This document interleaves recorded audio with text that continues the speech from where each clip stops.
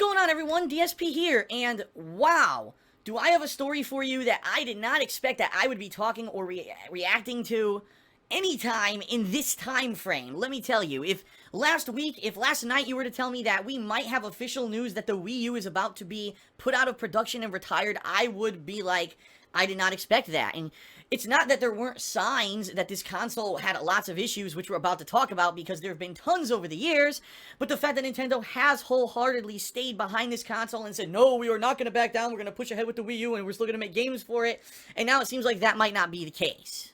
So if you haven't heard the news, this morning, a Japanese business publication called Nikkei, it's much respected, much reputed, people trust what Nikkei says, came out and said that according to their sources, by the end of 2016, Nintendo will stop production of Wii U consoles, citing factors such as low game sales, low console sales, the failure to actually catch on within the gaming market. Wow. Now, just so you understand the perspective here of why this is such a big news story, okay? Nintendo, number one, used to be the big dog in game development. They had insanely popular consoles like the NES, the Super NES, or Famicom, Super Famicom, Nintendo 64, and yes, even to some extent the GameCube, and of course, their very popular Wii. This really is kind of foreign ground for Nintendo, so to speak, where they had a console that was so just not adopted by the widestream gaming audience. And to, again, give you some perspective, number two, the Wii U's only been out for 3.5 years. It was actually released on November 18th, 2012 in the United States, so obviously that's the date I know because that's where I live. 3.5 years into its life cycle, we're now announcing retirement. That's one of the fastest, if not the fastest retirement cycle for a mainstream console ever. Now, I know there might be some people who say, oh, but don't you remember the original Xbox? That only existed for around 4 years. That is true, but here's the difference. The original Xbox, at launch, jumped into the console war late in that console generation. Both the PlayStation 2 and the GameCube had beaten Microsoft in the launch of that console generation, and Microsoft was entering it for the first time with a new console that didn't really have a good reputation yet, and so it was hard for them to really gain market share.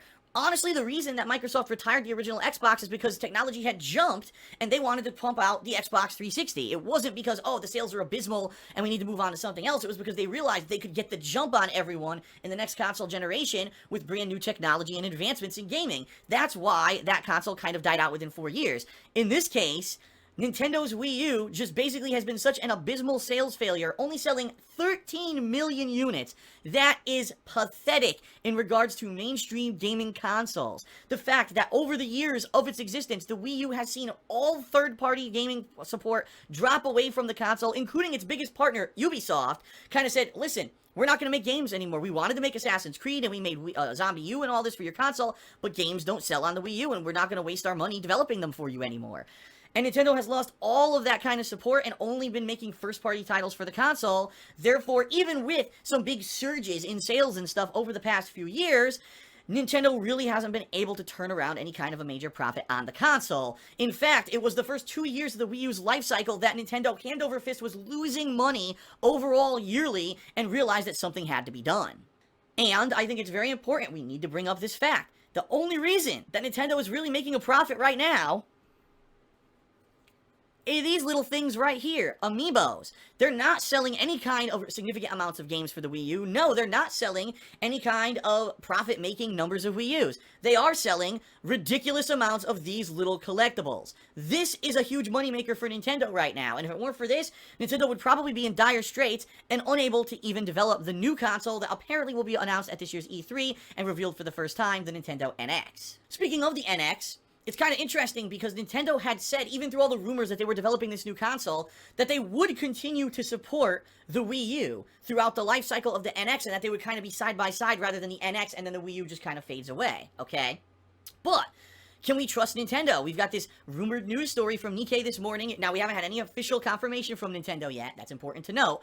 But if it's true, if you're ceasing production on a console, how much longer are you going to support it? Now, some people might even bring up the counter of, well, what about the PlayStation 2? I mean, that console was out of production for a long time, but look how long of a life cycle it even had into the life of the PlayStation 3. And that is important to note. However, understand, the PlayStation 2, number one, was the dominant console in that generation. Number 2, had a huge installed user base. And number 3, was considered a discount console at the end of its life cycle, which kind of became the console you would buy for the kiddies, because you didn't want to buy the $500-$600 console for them. Buy them the $200 El Cheapo PS2 with a bunch of cheap games. So the PS2 was in a very different position than the Wii U is, and the question is, will Nintendo live up to their promises that they will actually continue to support it?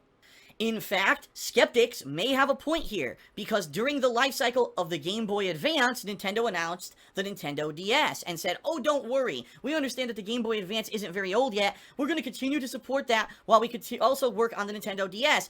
But within a year, that Game Boy Advance was an afterthought, and there were almost no games being developed for it, and no one talked about it. Everything was the DS, the DS, the DS, the DS. Sometimes, especially dependent on the market reactions, you can't continue to support. If the market wants what it's the new and the best thing, if it's a jump, especially in technology-wise, for not necessarily this much more money, they're probably going to want to see more of that. And I think that's what happened with the Game Boy Advance versus the Nintendo DS, is that people said, wow, well, it's a little portable device, it's not super expensive, it's way better than the Game Boy Advance in technology-wise, we want this, and so the Game Boy Advance ended up being retired. The question here is the same exact thing going to happen with the Wii U? Even if Nintendo has the best of intentions and wants to keep making games for it, what if people are like, listen, this console, when it launched, was behind the times, and we don't want games for it anymore, just make us stuff for the Nintendo NX.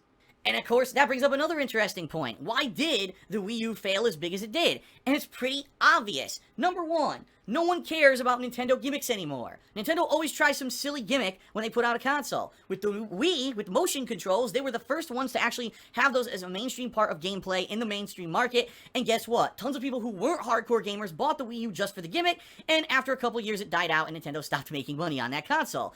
With the Wii U, it's like, who in the hell ever said they wanted a giant freaking TV in their face when they're playing a console? If this were a handheld game device, I'd say great, but the Wii U is a gaming console for the home. This doesn't make any sense. Like, what market feedback did Nintendo do that said, wow, everything we hear about when it comes to gaming in the home is that the parents complain that the kids are hogging the TV, and therefore they really should have something where the kids can continue to play console games on this while the parents use the TV for their own important stuff.